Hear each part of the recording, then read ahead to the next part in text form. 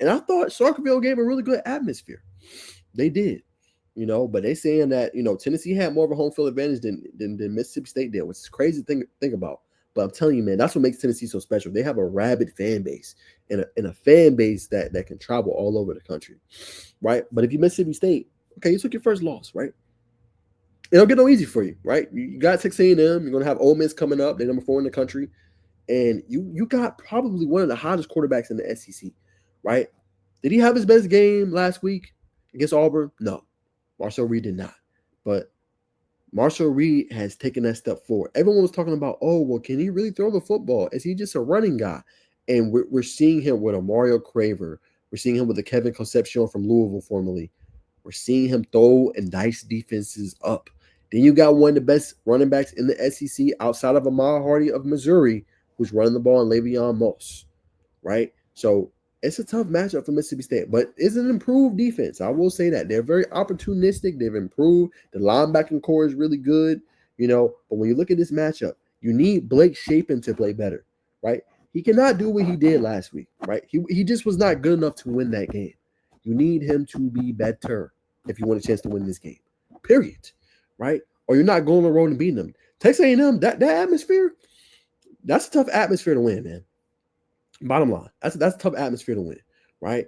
And you got two teams, like I said, that Texas A&M, their offense is superb, right? Almost 464 yards of total offense they put up a game, right? Crazy thing, that's 23rd in the nation. You would think that would be like probably top 10, right? And they've continued to trek and get better, right? They're passing, like I said, this goes to Marcel Reed and his progression and his growth. Their passing is actually better than their rushing. Their rushing ranks 61st in the nation. Compared to the passing is top 25 in the nation. So that just talks about the big plays that they have. We've seen the points they put up on Notre Dame. I remember that one, right? Put up over 40 points on them boys. This team has gotten better. Now, I know people say, oh, well, Notre Dame defense is not the same. Say what you want. It's still Notre Dame, right? So if you Mississippi State, you want a chance to win this game. Blake Shapen has to have a really good game. You got to get off to a fast start, right? And you got to force some 3-and-outs, some negative plays, some turnovers, against Texas A&M. And I think you got to get a special teams play that breaks this game open. Kickoff return for a touchdown, a fumble, punt return for a touchdown.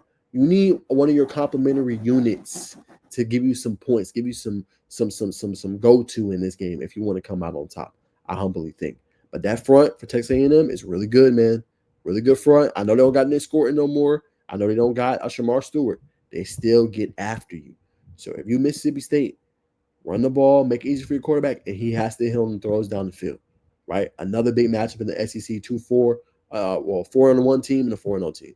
Nonetheless, I'm rolling with Texas A&M. I believe in Marcel Reed. I think the kid's the real deal.